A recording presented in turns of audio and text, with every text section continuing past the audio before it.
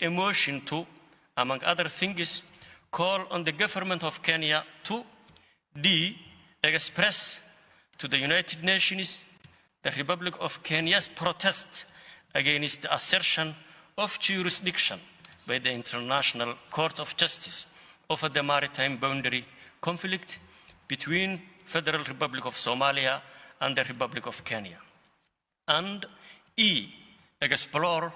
other lawful and constitutional mechanisms for protecting the territory of the Republic, including deploying the Kenya Defense Forces to the subject boundary to undertake the responsibility of protecting the sovereignty and territorial integrity of the Republic. We understand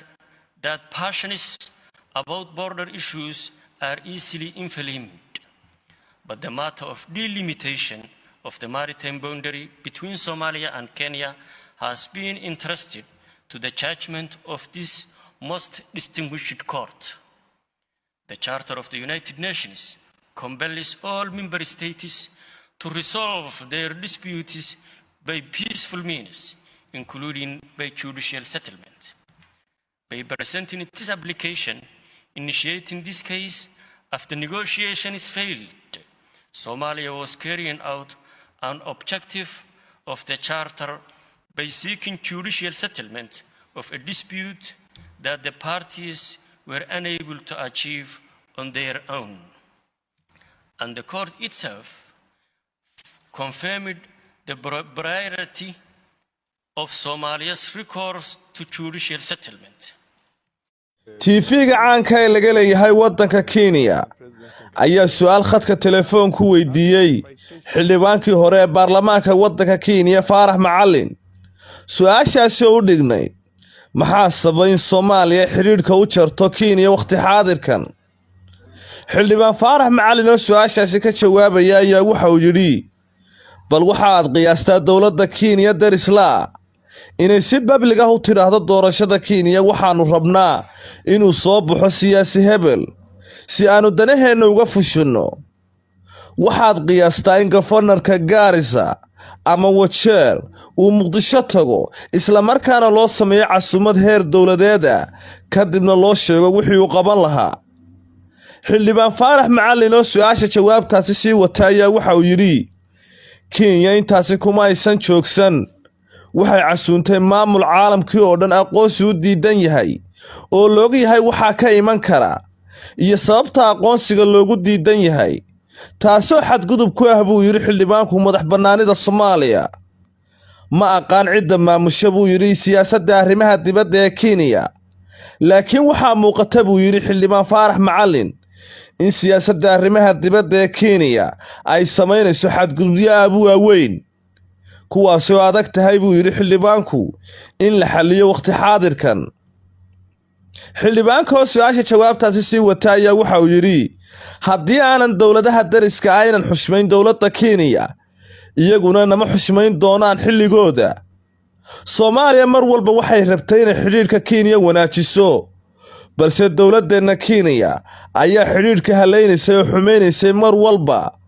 kadibna Soomaaliya waxay qaadatay wixii la gudboonaa.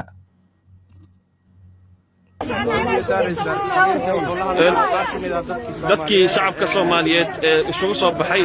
ayaa ku soo xoomay ra'iisul wasaare ku-xigeenka Soomaaliya Mudane Mahdi Guuleed waxay doonayaan qaarkood inay sawir la galaan. waxaa sidoo kale garabkiisa taagan Ambassador Yusuf Garaad Cumar.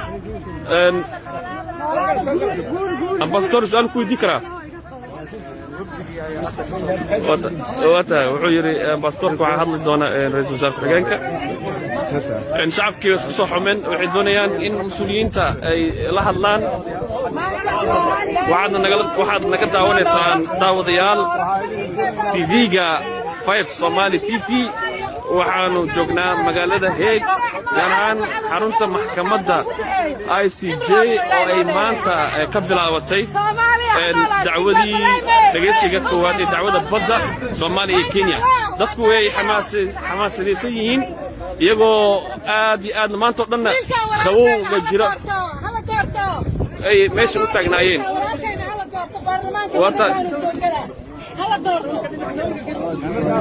وطاي شعبك iyo ra'iisul wasaaraha waxay wada galayaan sawiro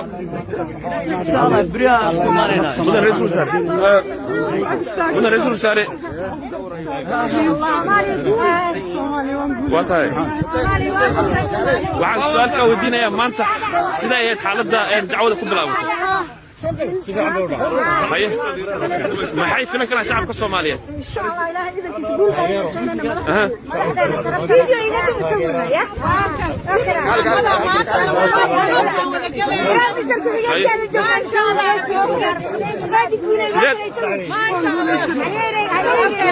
rajada maxay noqon kartaa waatahay ra'iisul wasaaraha sidaad maqlaysaan wuxuu sheegay inay rajadu fiican tahay oo ay rajaynayaan guul insha Allah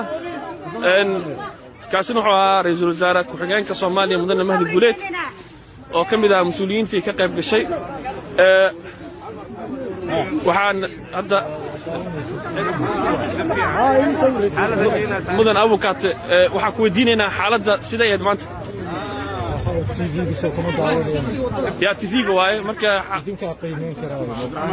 بل نوشة درينكا كوا درمان تسيد حالته هاد مادام هداك كجرتي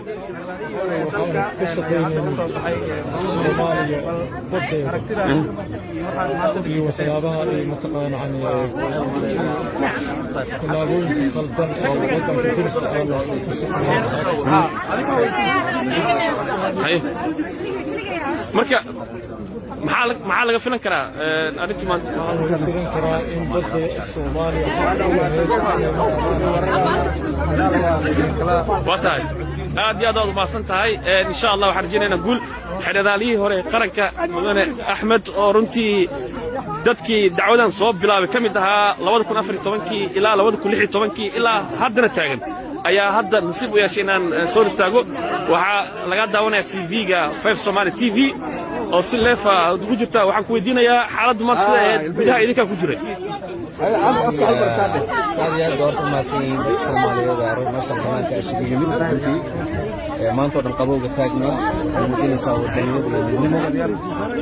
الجو زمان بتجاه وقوها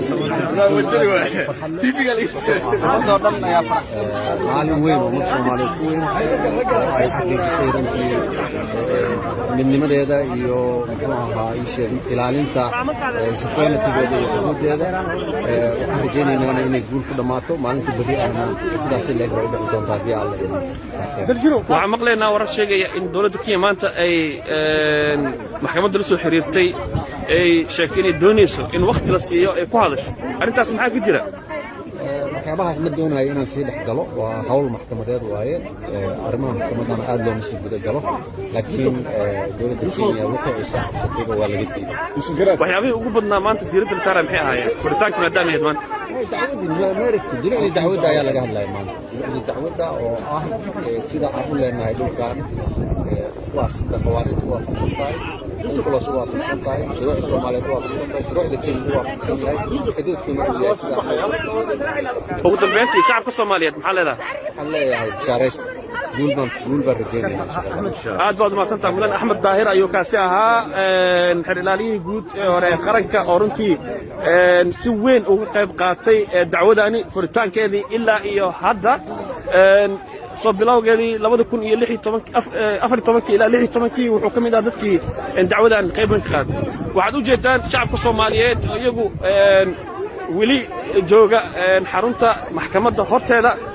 maanta laga soo bilaabo ilaa iyo maxkamadda inta safrmin ka hor ilaa maanta oo dhan ay khawowga taagan yihiin waxay doonayaan inay muujiyaan dareenkooda walaal magacaaga aniga Mubarak Xasan Hubeeraw Mubarak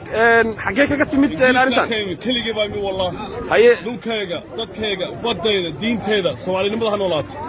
dareenkaaga cidnama dulminayno waxayna loo daayo dadkayna loo daayo aad baad u mahadsantahay Mubarak aad baad u mahadsantahay wili waxaan naga daawanaysaan aad baad u mahadsantahay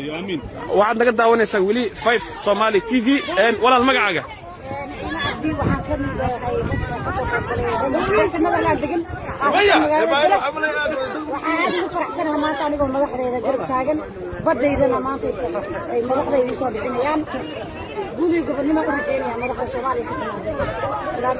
wata aad iyo aad baad u mahadsantahay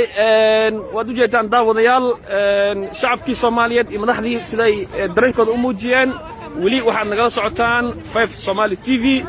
waxaanu joognaa magaalada Hague aniguna waa Cabdiraxmaan Suubiye inta ayaan ku soo gabagabeynayaa barnaamijkaasi tantan barnaamijka kale mid kulmi doon waxaan kaga tagayaa salaamu alaykum wa rahmatullahi wa barakatuh